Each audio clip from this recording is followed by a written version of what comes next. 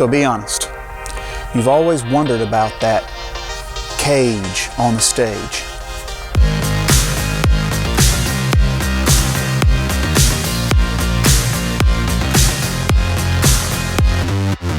On today's Behind the Curtains, we attempt to reveal some of the secrets here in the drum enclosure. We call it the cage, the drum cage, here at DeSoto Hills. Now, for many years we played drums in the open at DeSoto Hills, and then we slowly started to cage it in to help control the volume and the sound better. This new enclosure is, for all practical purposes, an entire enclosed room. It is a little bit warm, and so we have a fan down here in the bottom that helps to keep me or any other drummer who's in here a little bit cooler. It is built with sound-proofing materials around the back, and then a glass cage facade on the front. That does cause some reflections in the drums themselves.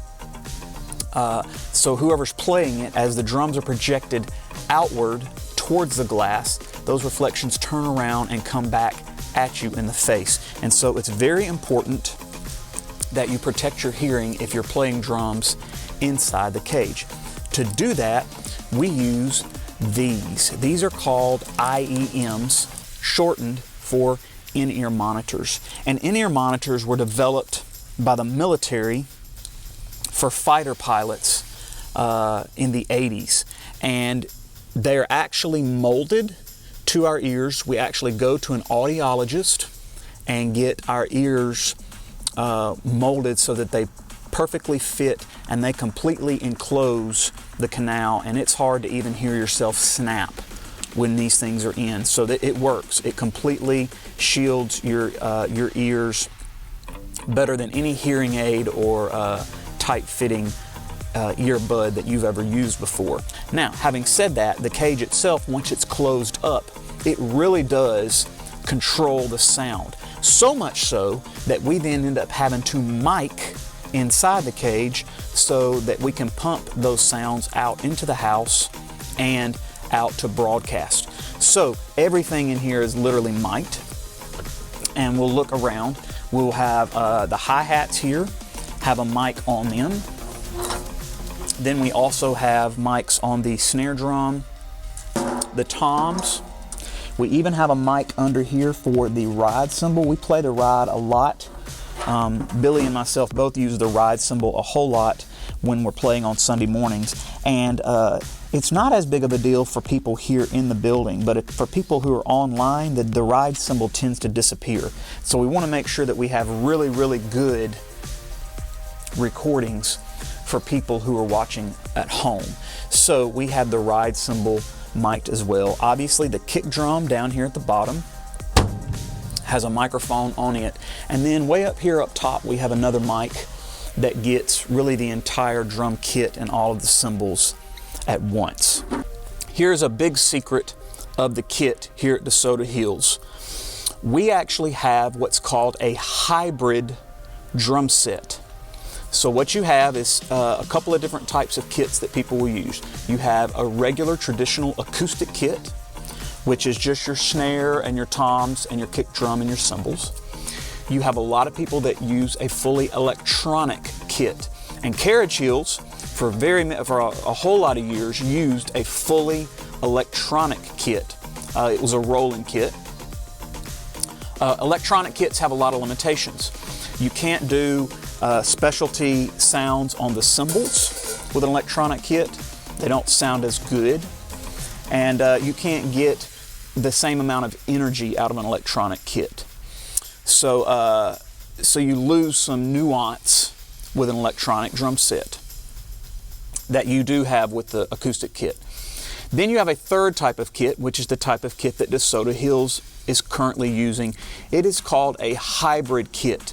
We are using both electronic drum sounds, electronic drum triggers, and acoustic drum sounds. And so, so that's what I'm going to show you.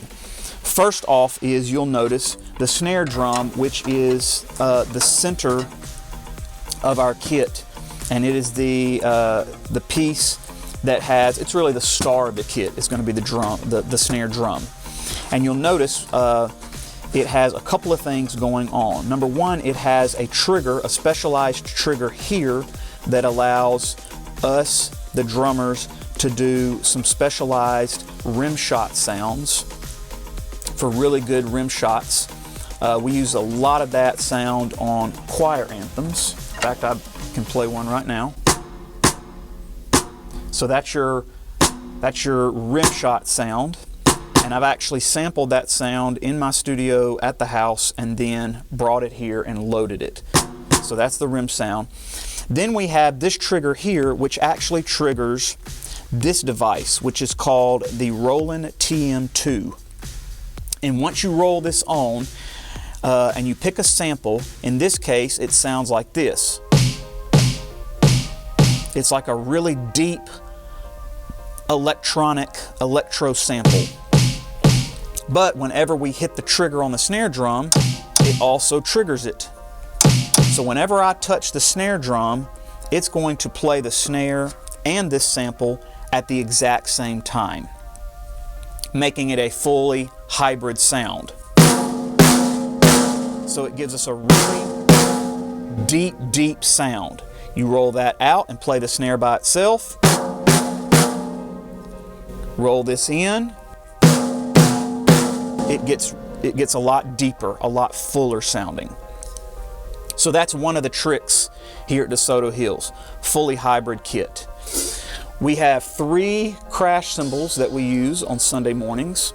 We, both Billy and myself, prefer Kay Dark Crashes by the Zildjian company. So we use Kay cymbals, and then we use the Armand 20-inch ride. And we both have a lot of different types of rides that we enjoy. We use a Bosphorus ride actually on the kit in the attic.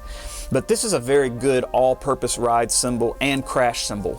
So this is the one that we use on Sunday mornings the most. And then obviously we have a full 4-piece kit. So we have 2 toms, a rack tom, and a floor tom. They are not currently being sampled or used in any way as far as hybrid, just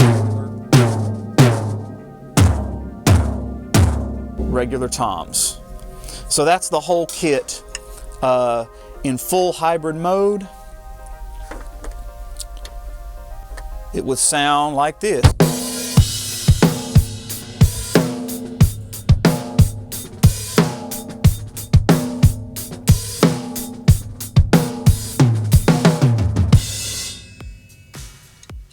So there you have it. Now, we have something else going on that many of you have noticed, possibly on Sunday mornings, and that is the Roland SPD SX, which is a newer piece that we have here at DeSoto Hills. Many times, for choir anthems and pieces that Martin Manning chooses to do, we rarely use click tracks for our regular Sunday morning services. And if there's specialty sounds that we need in the house that sound more electronic, this is the item we have to use to do it. So you've heard me perhaps heard clicks and snaps and different types of things. This is the unit we're actually using to trigger that. And I told you earlier about the rim shot click. This is actually controlling off of this. So when I hit this and we get that click, it's actually triggered right here on this machine. And I can get the same sound by right there. We can program these pads the way we want. So you'll notice that I've got a kit Mark 1 and we have Mark 2. There's different kits and different drummers can program the pads where the sounds are located to suit their own needs.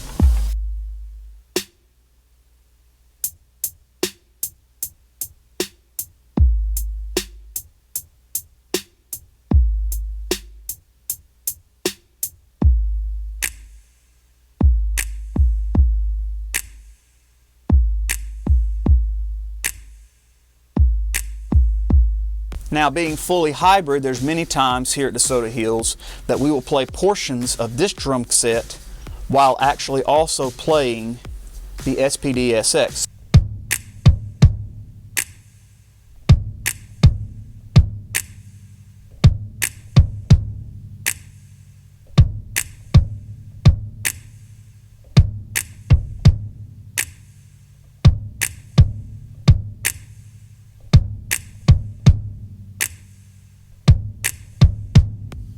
So that really covers the kit itself. The only other thing that you might have noticed in the drum cage before, and you'll actually notice it around the stage, is the live mix system. So many of the musicians here on the stage at DeSoto Hills we have our own mixing station so that we can craft the mix the way we want to hear it on Sunday mornings. So Chuck is actually not mixing for most of the musicians on stage. He will mix the monitor wedges for the choir and the vocalist at the front of the stage, but the musicians, we're sort of on our own. And it actually helps us because every musician on stage likes to hear a little something different. So here at DeSoto Hills, we have a system called the Live Mix. And this is the Live Mix. And it's kind of hard to see, there we go. The Live Mix is actually fully digital, and it's a digital screen, and we can touch the screen and actually get different selections. And then it's fully touch based. So here's the B3 organ. If I was to tap the B3 organ, then I could adjust how much of the B3 I'm actually getting in my ears. And you'll see there's the Roland SPDX. So how much of the loops that I'm getting, how much of the snare drum. We have the brass, the bass guitar. Then over on this page, we have clicks, tracks, we have pianos, flutes, clarinets, the choir, the pulpit mic, Mark Manning. It's all located there. And what's really nice about it is it's fully programmable per musician. So there's actually settings on there. For me, when I play drums, I can recall those settings and it knows what I like to hear and the way I like to hear it. If another drummer comes in on a Sunday morning, they can pull up Live Mix and actually pull from the memory files the way they like to see, what they like to hear off of the Live Mix whenever they play drums. That goes for the other musicians on stage. They can have their own programmed scenes as well. So there you have it, the secrets of the drum cage at DeSoto Hills finally revealed. Hope you enjoyed it. We'll see you next time.